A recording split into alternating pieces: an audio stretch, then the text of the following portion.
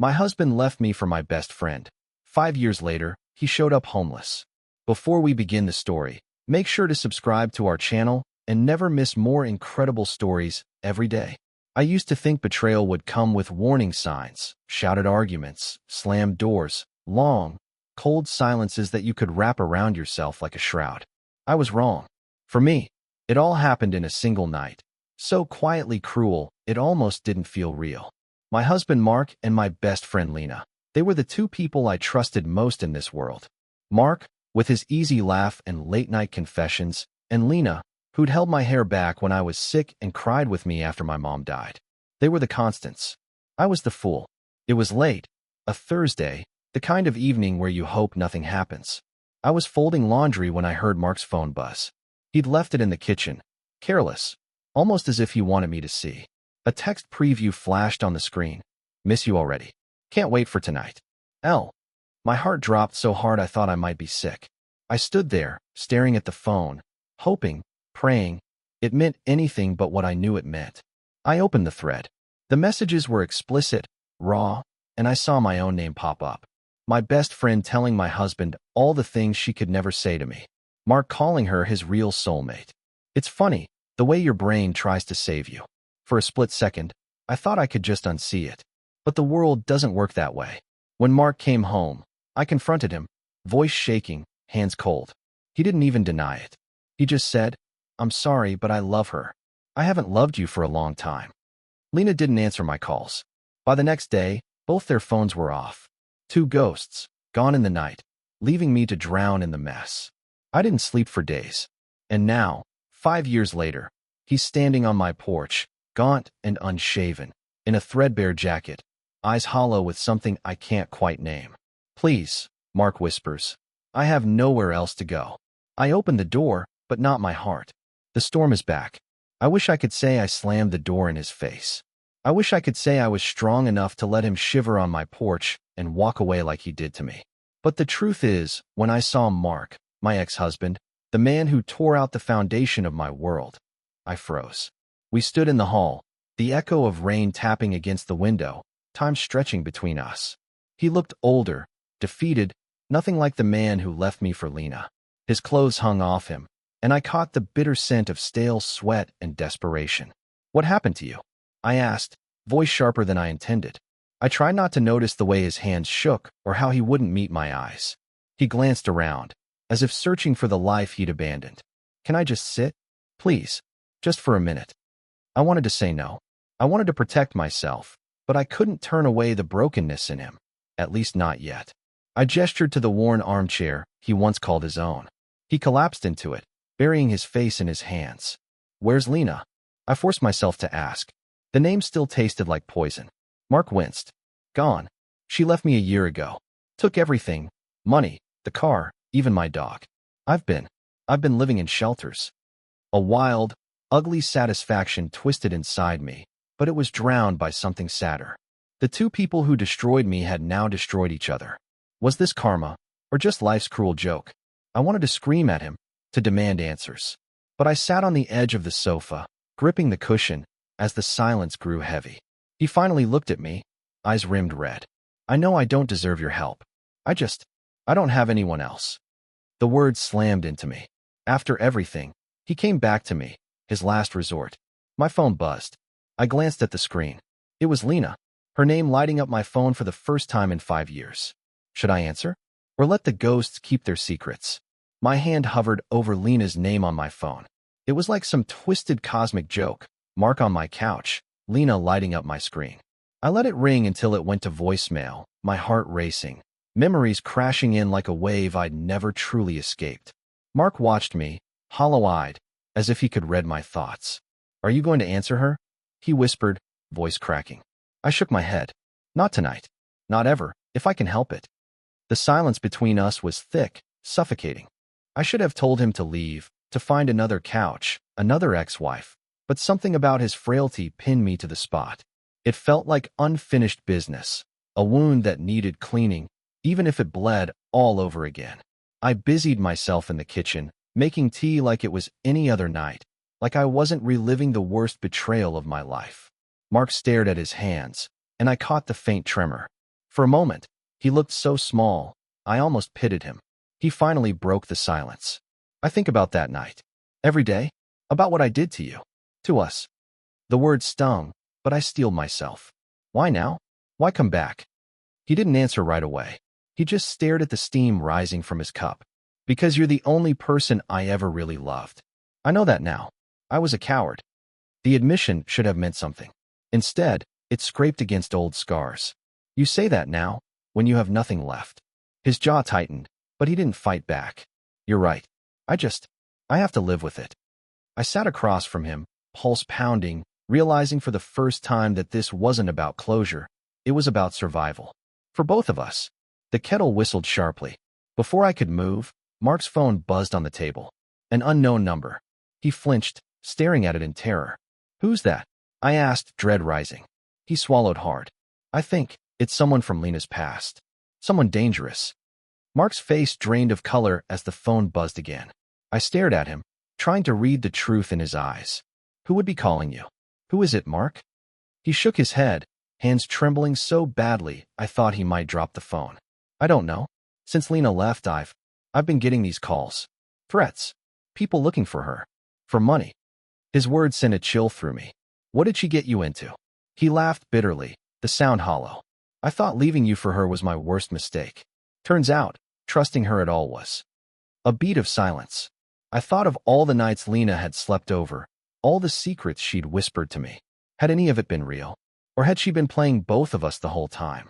I reached for the phone, but Mark snatched it away. Don't, he said, voice hoarse. It's not safe. These people, they know things. Where I am. Who I talk to. I felt a spike of anger. You brought this into my house. You didn't even warn me. He looked stricken, almost childlike in his guilt. I didn't have anywhere else, and I didn't know who else would even open the door. I'm sorry. His words stung because they were true. I'd let him in, despite everything. My life had been peaceful, finally stitched back together after years of pain. Now, with Mark in my living room, chaos crept in again, familiar and sharp. The phone stopped buzzing. A minute later, a message popped up on the screen, the preview making my blood run cold. We know you're not alone. Tell Lena she can't hide forever. Mark stared at me, panic raw in his eyes. They think she's here. With you. A shadow moved across the window, and for the first time in 5 years, I felt truly afraid in my own home. I moved to the window, heart hammering, scanning the street for any sign of danger. Just the hush of rain and the distant hum of traffic. No strangers lurking, at least none I could see. But paranoia gnawed at me, every shadow stretching longer in my mind. Mark sat hunched on the edge of the couch, shoulders shaking. I'm sorry. I shouldn't have come here. I should go, he said, already rising, eyes darting to the door. I blocked his path. You're not going anywhere, not until you tell me the truth. Who are these people? What did Lena get mixed up in? He hesitated, his breath ragged. Lena, after she left me, she started gambling. First online, then with real money. She got in deep with the wrong crowd, loan sharks. When things went bad, she ran, and they came after me. They think I know where she is. I tried to process his words, anger warring with an old, battered loyalty. I wanted to scream at him, to throw him out, but fear kept me rooted. And now they think she's with me? He nodded, misery etched in every line of his face. You don't understand. These people don't care who gets hurt. I closed my eyes, memories flickering. The way Lena used to laugh, her promises of forever friendship, the way she'd hug me goodbye that last time. It all felt so tainted now, poisoned by her betrayal and the chaos she'd left behind. Suddenly, my phone buzzed again. A new message, this time from Lena herself. My breath caught as I read it. Please, if Mark's with you, don't trust him. There's more you don't know. I'm sorry for everything. I looked up at Mark, who was watching me, pleading, desperate. Who should I believe? I whispered, voice trembling. The world tilted, and for the first time since the night he left, I realized I didn't know who to trust, maybe not even myself. The walls of my house felt like they were closing in. Mark's haunted eyes followed me as I clutched my phone, rereading Lena's message. Don't trust him. There's more you don't know. The words crawled under my skin, scratching at old wounds. I faced Mark, searching his face for answers. Lena just texted me. I said quietly. She told me not to trust you. What aren't you telling me? He shook his head, panicked. She's manipulating you, just like she did me. She always has. Please, you know me. I'm not lying. But did I know him anymore? 5 years ago, I would have staked my life on his honesty. Now, every memory was suspect, every promise tinged with rot. I paced the room, trying to sort the fragments of truth from lies. If she's in danger, why isn't she coming to me herself? Why did she only send a message now? Mark's voice dropped, almost a whisper. Because she's scared. Or she's setting us up. I don't know what's real anymore. He looked so lost, so much like the man I'd loved and the stranger who destroyed me. All at once. I remembered the little things, the way he used to sing off-key in the shower, how Lena always lingered just a little too long after parties, how I'd ignored the warning signs. Had I ever really known either of them? Suddenly, a car slowed outside. Headlights swept across the living room, blinding for a moment. Mark flinched, his hands balling into fists. I watched, heart pounding, as the car idled, engine humming like a threat. Mark stepped toward me, urgent. Please, lock the doors. Don't answer if anyone knocks. If they think Lena's here. A sharp knock echoed through the house, freezing us both in place. Open up. We know you're in there. A voice growled from outside. My world, already cracked, threatened to shatter all over again. That voice, it sounded like a nightmare given flesh, deep and cold, echoing through the hallway. My breath stilled. Mark pressed his back to the wall, eyes wide with terror. Don't move, he mouthed, barely audible. The knock came again, harder this time. The house felt like it was holding its breath with me. I crept toward the window and peeked through the curtain. Two men in dark jackets stood on the porch, one tapping something metallic against his palm. My pulse roared in my ears. We know Mark's inside. And if Lena's there, tell her she can't hide forever, the first man called. His words slithered into every corner of my fear. Mark crouched, voice shaking. They'll break the door if you don't answer. Just tell them I'm gone. Please. I tried to steady my hands, heart hammering so loudly I thought they might hear. Why are they after you, Mark? Why won't they leave you alone? He swallowed, guilt and panic twisting his features. Because Lena stole from them. A lot. They think I helped her, or that I know where she is. My mind raced, trying to piece together the truth from his desperation and Lena's cryptic warning. I felt a sick ache. Was I about to pay for sins that weren't even mine? The men outside pounded harder. We're not leaving until we see both of you. I glanced at Mark. Should I call the police? He shook his head violently. They'll be gone before anyone arrives. They'll just come back later. Please, just get rid of them. Another heavy knock. I took a trembling breath, unlocked the chain, and opened the door a crack. He's not here. Neither is Lena. I lied, hoping my voice wouldn't betray me. The man's eyes narrowed, cold and calculating. You sure about that? I nodded, every muscle tight with fear. He smiled, a smile with no warmth, and slipped a card through the door. If you see either of them, you call. Otherwise, you won't like what happens next. As the men walked away, Mark sank to the floor, shaking. The card in my hand was blank except for a number and 3 chilling words. No police. Final warning. My fingers trembled as I stared at the card, those 3 words burning themselves into my brain. Final warning. I locked the door, slid the deadbolt across, and pulled the curtains tight. Mark was still on the floor, arms wrapped around his knees, rocking slightly like a child. We can't stay here, I said, my voice thin and raw. Mark shook his head, his whole body quivering. I have nowhere else. If we run, they'll find us. They always do. I sank onto the couch, trying to control the rising panic. Why did you come here, Mark? Why bring this to my door? Did you ever stop to think what you're putting me through? He looked up, shame etched deep. I didn't know what else to do. You're the only person who ever gave a damn about me. Everyone else shut their doors. I thought maybe, after everything, you'd forgive me. Or at least help me survive. His words twisted the knife. 5 years ago, I might have done anything for him. Now, all I felt was a tangled mess of pity and fury. The phone buzzed again. Another message from Lena. Don't let them see you together. They're watching. Don't trust Mark. Get out. I stared at it, heartbeat thudding in my chest. Lena says they're watching. She says not to trust you. Mark's face collapsed into pure anguish. She's the liar, not me. I swear, I'm just trying to stay alive. I turned the card over in my hand, thinking about the threats, the fear, the broken promises. I couldn't tell who was lying anymore, but I knew one thing. The woman I was 5 years ago would never have survived this night. A car engine revved outside. My head snapped up. Mark scrambled to the window and peeked through the blinds. "They're back," he whispered. "We have to decide. Do we hide, or do we run?" The choice pressed down on me, suffocating and impossible. My life was no longer my own, and the clock was ticking. The walls seemed to pulse with dread as Mark and I locked eyes, both knowing there was no good answer. My instincts screamed at me to run, to throw open the back door and vanish into the darkness. But fear rooted me in place. "Pack a bag," I whispered, voice shaky but urgent. "Just the essentials. Now." Mark nodded and rushed to the guest room, rummaging for anything worth saving. I moved through my house on autopilot, stuffing my phone, charger, wallet, and a few clothes into a backpack. I paused at the photo on my nightstand. Me, Mark, and Lena from another life. All wide smiles and empty promises. I turned it face down. Mark appeared in the hallway, clutching a worn jacket and an old pair of shoes. "We'll need to use the back," he said, voice low. "The front is probably watched." "Where do we go?" I asked. His eyes darted around, wild with anxiety. "There's a motel on the edge of town. They won't expect us to stay local. We'll lay low, figure out what Lena's gotten us into." Every muscle in my body ached with tension. And then what? We just wait for them to come for us. "Mark, this is insane."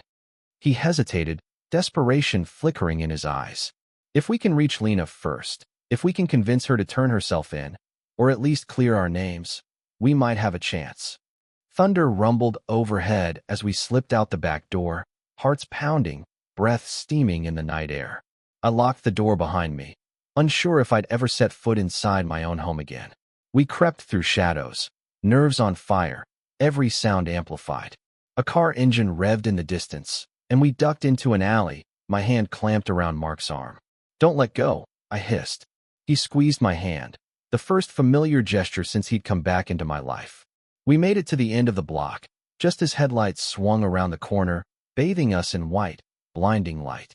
We sprinted, adrenaline drowning out exhaustion, until the light faded behind us. Every footstep echoed like a gunshot in the silence. Mark led me behind a dumpster, where we hid, chests heaving, my fingers digging crescent moons into my palms. Eventually, the car moved on. We crept through back streets, sticking to shadows, until the neon vacancy sign of a rundown motel flickered into view. The office was empty except for a clerk who barely looked up as I paid cash. No names, no questions, just a key and a number scribbled on a slip of paper. Inside the cramped room, the silence pressed in, thick with tension and regret. Mark sat on the edge of the bed, staring at the threadbare carpet, while I triple-checked the locks. "I'm sorry," he said suddenly, his voice ragged. "For everything. For Lena, for this. I never thought it would end like this." I didn't answer. I was too tired for forgiveness, too wired for sleep. I lay on the other bed, staring at the water-stained ceiling, thinking of all the ways my life had splintered since the night he left. All the ways I tried to heal. A knock jolted us both upright. My blood froze. Mark shot me a terrified glance. I approached the door, every sense on fire. "Who is it?" I called, voice shaking. "It's for you." A woman's voice answered softly. Peeking through the peephole, my heart nearly stopped. Lena stood outside, hood pulled low, eyes darting nervously. I cracked open the door, chain still on. "What do you want?" I whispered. She looked over her shoulder, voice trembling. "They followed me. We don't have much time. Mark, there are things you haven't told her. And you." She turned to me, eyes pleading. "You deserve the truth. All of it." Mark's face blanched. "Don't listen to her. She's just trying to save herself." But I knew, with the bone-deep certainty of betrayal, that the real story was about to finally come out. Lena slipped inside as soon as I unlatched the chain, moving with the tense energy of someone being hunted. She locked the door behind her, pressing her back to it, her eyes wild and rimmed with exhaustion. Mark rose to his feet, fists clenched, every muscle coiled. "Why did you come here?" he hissed. "You'll lead them straight to us." She ignored him, fixing her gaze on me. "You need to know what really happened, why they're after us. You never got the truth, either of you." My mouth went dry. "Start talking. Now." Lena took a shaky breath. After Mark and I left, things went bad fast. He lost his job. I tried to make money any way I could. I got involved with people who promised quick returns, illegal gambling, debt schemes. When things spiraled, Mark helped me, at first. But he got scared and tried to walk away. I couldn't. I owed too much. She turned to Mark, her face breaking. You left me, Mark. Just like you left her. You ran. And when you did, they came after me. I had no one. That's why I reached out to you, she said, voice shaking as she met my eyes. Mark's face twisted with guilt. I had nothing left to give you. You stole from me, from them. Don't pretend you were the victim. Lena flinched, but didn't back down. I know what I did was wrong. But they won't stop until someone pays them back. They threatened to hurt anyone you cared about, including her. She nodded at me. My mind reeled. Betrayal stacked on betrayal. First my marriage, then my best friend's lies, and now this tangled web of danger I'd been dragged into without consent. Why didn't you just come to me before? I asked, voice barely above a whisper. Tears glimmered in her eyes. Because I didn't think you'd ever forgive me. I didn't think you'd believe me. A loud crash sounded outside. Car doors slamming, heavy footsteps pounding toward our room. Lena's face went pale. They found us. The footsteps thundered down the walkway, muffled shouts echoing through the paper-thin motel walls. Panic clawed at my chest as I glanced at Mark and Lena, my past and my pain, both trapped here with me. Mark bolted to the window and peered through the grimy curtain. 3 of them. Black SUV. He whispered, voice raw with fear. We're out of time. Lena clutched my arm, trembling. We can't let them in. They won't just threaten us this time. My mind spun, desperate for options. The only exit was the door the men were now pounding on. The only cover a battered bathroom and a bolted window. The pounding grew louder. Open up. We know you're in there. The voice was the same, cold, furious, promising pain. Mark's gaze darted wildly. The bathroom window. Maybe we can squeeze out, get to the alley. Without thinking, I grabbed my bag and shoved Lena toward the tiny bathroom. Mark followed, nearly tripping over his own feet. The window was barely bigger than a shoebox, but adrenaline made us reckless. Lena managed to wiggle out first, scraping her hands and knees. Mark squeezed through next, grunting with effort, boots landing hard on the pavement outside. I climbed onto the toilet and forced myself out last, my heart hammering as shouts rose behind us and the door rattled on its hinges. We tumbled into the alley, gasping for breath. Lena pulled me up, urgency burning in her eyes. We can't stop. If they catch us, it's over. We sprinted down the wet, trash-strewn alley as headlights swept past and angry voices grew fainter. We were running for our lives, 3 broken pieces of a story that should have ended long ago. Suddenly, Lena stopped short, grabbing my arm. Wait, there's somewhere we can go. Someone who can help us. But you have to trust me. I stared at her, torn between hope and terror, knowing this was my last chance to choose who I believed. We ducked into a maze of side streets, Lena leading the way with frantic urgency. Mark lagged behind, breath ragged, but fear kept him moving. Every echo of footsteps or distant shout made me flinch, but Lena never slowed. Finally, she pulled us into the shadows behind a boarded-up laundromat. She glanced around, then rapped 3 times on a hidden basement door. For a moment, nothing. Then the door creaked open, revealing a narrow staircase and a tired-looking woman in a faded sweatshirt. Lena whispered, "It's me, Jen. Please." Jen's gaze swept over us, lingering on Mark. She sighed, stepping aside. "Downstairs. Quick." We shuffled inside, the heavy door closing behind us. The basement was cramped but dry, lit by a single bulb. It smelled like mold and old secrets. Jen handed us blankets. "You have an hour, tops. If you brought trouble, you're all on your own." Lena nodded. "Thank you. I mean it." Jen disappeared upstairs, leaving the 3 of us in a silence thick with unfinished business. I rounded on Lena, voice low and shaking. "You said you have someone who can help. Who? Why should I believe you now?" She met my eyes, haunted but sincere. "The man who lent me the money, he's not the real boss. Jen knows who is. There's a way to negotiate. If we give them what they want, we might walk away alive. But it means giving up everything. Money, secrets, maybe even our freedom." Mark slumped against the wall, despair in his eyes. "What if they don't take the deal?" What if this is just another trap? Lena's lips trembled. It's the only shot we have. Otherwise, they'll never stop hunting us. I squeezed my hands into fists, fighting back the urge to scream. So what do we do now? Trust you and hope for mercy from people who don't know the meaning of the word? A phone buzzed. Jen returned, tossing Lena an old flip phone. It's him. He wants to talk. All three of you now. As Lena answered, my heart hammered with dread. Everything, our lives, our futures, hung on what happened next. Lena's hands shook as she pressed the phone to her ear. Mark paced behind her, a caged animal, while I gripped the edge of the blanket, nails biting into my palm. A gruff voice came through the speaker, calm and utterly cold. You've made this difficult, Lena, but I'm willing to end it, if you give me what's mine. Lena swallowed. I can get the money, but you have to promise, no one gets hurt. Not Mark, not her. Just let us walk away. A harsh laugh. Promises are for fools. But I'll make you a deal. You meet me, tonight, with the full amount. No tricks. Bring both of them. If I see the police, if you try to run, it's over for all of you. Mark shook his head, mouthing, we don't have the money. I felt sick, adrenaline screaming for escape. Where? Lena's voice was barely more than a whisper. The man named a location, an abandoned warehouse by the river. Midnight. If you're late, or if you lie, you'll all pay. Last chance. The line went dead. Lena let the phone fall from her hands, tears streaking her face. I don't have it all. I never did. I thought I could buy us time. Mark slammed his fist into the wall. We're dead. He'll never let us walk. I tried to steady my breath, pushing through the haze of panic. What about the police? Jen shook her head, voice grim. If you involve them, innocent people get hurt. He's done it before. Desperation clawed at my chest. So what? Our only option is to walk into a trap. Lena looked at me, eyes hollow with regret and resolve. We go? Together. We face him. If we run, we die. If we fight, maybe we have a chance. Mark slid to the floor, defeated. I stared at my own shaking hands, wondering if this was how it ended.